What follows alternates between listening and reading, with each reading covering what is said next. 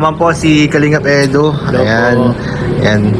Bro, saglit lang to bro kasi kailangan ko lang marinig yung opinion mo dito sa mga kumakalat at sa mga naririnig natin na mukhang ano daw paano kung mawala ang mga love teams? Anong opinion mo dito? Anong epekto nito? Paano kung mawala ang mga love teams? Maapektuhan sa akin o sa lahat? Sa iyo at sa lahat. Sa lahat? Siyempre, sa Kalingap, paano yan? Sobrang laking bagay niyan kasi mahirap mag-maintain ng mga views. Yung isa yun. At minsan, ang mga viewers, sila rin mamimili ng papanoorin nila eh. Oo. Kaya kailangan din talaga minsan ng konting pakulo para ma-entertain yung iba, para mas maraming makuhang viewers ang ating mga YouTube channel. Kasi kung paulit-ulit lang tayo tulang tayong gagawing strategy, may posibilidad na bumagsak ang ating ginagawa dito. Yes. At maraming maapektuhan. Kaya yung ginagawa ni Kalingap Rob na yun, paulit-ulit naman yung sinasabi na yun po ay para sa ikabubuti ng mga ibang tinutulungan.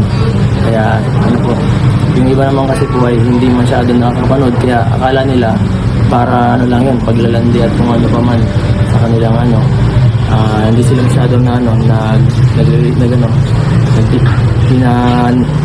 nire-research yung kanilang yung ating ditong yung ginagawa.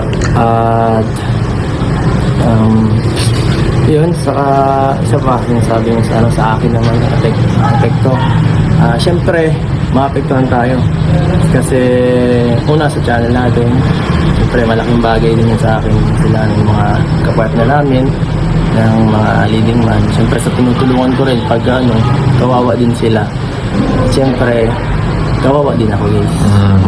Siyempre wala na ako ng love life. Wala na ako ng love life. Grabe, yun ang pinaka nun. Grabe naman. May wag naman sana.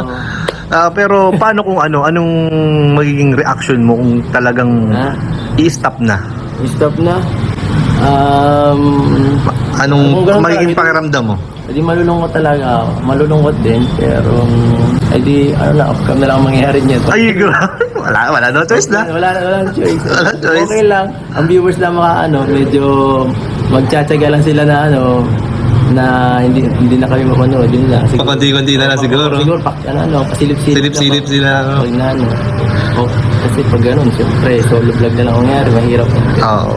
So, ayan.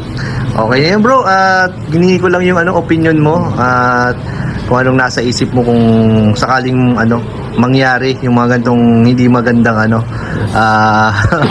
mga naririnig natin.